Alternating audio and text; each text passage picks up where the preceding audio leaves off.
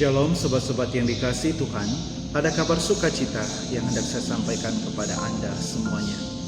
Sobat-sobat yang dikasihi Tuhan, waktu manusia lahir, manusia tidak bawa apa-apa dan kosong badannya, tidak membawa apa-apa. Dan ketika manusia meninggal dunia, manusia juga tidak membawa apa-apa. Memang dalam tradisi kita, dalam gereja Katolik, bahkan di dalam banyak agama juga, seringkali kalau orang meninggal dipakaikan baju yang bagus, baju yang mewah. Kalau kami para imam memakai kasulah dan stola kami. Tetapi sebenarnya semua di hadapan Tuhan itu tidak ada artinya. Bagi Tuhan, semua datang kepadanya itu dalam keadaan telanjang dan semuanya kosong. Sobat-sobat yang dikasihi Tuhan, dalam Injil hari ini ada seorang pemuda datang kepada Tuhan Yesus dan mengatakan bagaimana caranya supaya bisa memperoleh hidup yang kekal. Tuhan katakan, engkau laksanakan semua perintah Allah. Tetapi dia mengatakan, semua sudah saya lakukan ya Tuhan. Tuhan tahu ada satu hal yang mengikat dirinya sehingga dia sulit untuk masuk dalam kerajaan surga, yakni kekayaannya. Maka Tuhan menantang dia, jualah semua harta kekayaanmu, pergilah dan jualah, dan setelah itu mari dan ikutlah aku. Tadi malam ketika saya merenungkan ini semua, saya berpikir dan saya merenung, kalau seandainya pemuda itu memang berani menjual semua harta miliknya dan mengikuti Tuhan Yesus, berarti murid Yesus ada 13, lebih daripada 12, berarti ada 13. Tapi Tuhan tahu satu hal ini, pasti dia tidak bisa akan melepaskan itu, maka Tuhan menantang dia, dan apa yang terjadi, dan itu memang betul. Dia segera pergi meninggalkan Tuhan Yesus karena hartanya banyak. Sobat-sobat yang dikasihi Tuhan, untuk kembali ke dalam surga, kita juga harus kenosis, mengosongkan diri.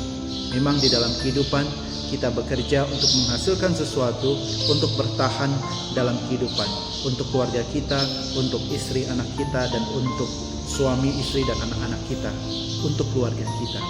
Tetapi ingat, ketika kita hendak meninggal dunia dan kita meninggal dunia, kita tidak membawa apa-apa. Dan syarat untuk masuk dalam kerajaan surga adalah tidak ada keterikatan apapun. Sobat-sobat yang dikasihi Tuhan, Anda yang dipanggil sebagai hidup rumah tangga, sebagai seorang bapak atau seorang ibu, kita juga dipanggil untuk kenosis, yaitu mengosongkan diri, melepaskan segala ego. Kalau dalam sebuah keluarga masih ada ego, masih ada kepentingan, pasti keluarga itu akan bubar dan hancur.